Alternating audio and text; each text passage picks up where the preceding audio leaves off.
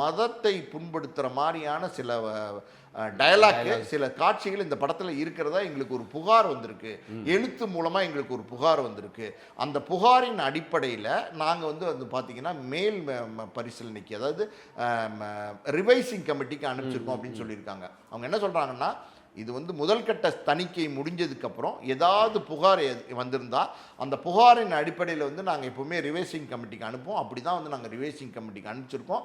Revising கமிட்டியிலேருந்து இன்னும் வந்து எங்களுக்கு பதில் வரலை, அதனால தான் இந்த தாமதம் அப்படின்றத அவங்க சொல்லியிருக்காங்க. ஸோ இவங்க தரப்பு வாதம், அதாவது தயாரிப்பு தரப்பு வாதம் என்ன சொல்கிறாங்க அப்படின்னா, 500 கோடி ரூபா நாங்கள் இந்த படத்தில் வந்து இன்வெஸ்ட் பண்ணியிருக்கோம். வேர்ல்டு வைடு வந்து நாங்கள் தேட்டர் எடுத்துட்டோம். வேர்ல்டு வைடு வந்து புக்கிங் ஸ்டார்ட் பண்ணிட்டாங்க. இப்போ நேத்திலேருந்து பார்த்தீங்கன்னா தமிழ்நாட்டிலையும் புக்கிங் ஸ்டார்ட் பண்ணிட்டாங்க. ஏன்னா எல்லா இடத்துலையும் புக்கிங் ஸ்டார்ட் பண்ணிட்டாங்கிற ஆதாரங்களை கோர்ட்டில் சமர்ப்பிக்கணும். இங்கேயுமே தமிழ்நாட்டிலுமே புக்கிங் ஸ்டார்ட் பண்ணிட்டாங்க, அதர் ஸ்டேட் புக்கிங் ஸ்டார்ட் பண்ணிட்டாங்க. ஸோ இந்த நிலைமையில் வந்து இந்த சென்சார் சர்டிஃபிகேட் குறித்த நேரத்தில் எங்களுக்கு வரலைன்னா பெரிய வந்து நஷ்டமாகும், பெரிய பொருள் சேதம் ஏற்படும் அப்படின்ற அவங்களுடைய நியாயங்களை வந்து சொல்லியிருக்காங்க.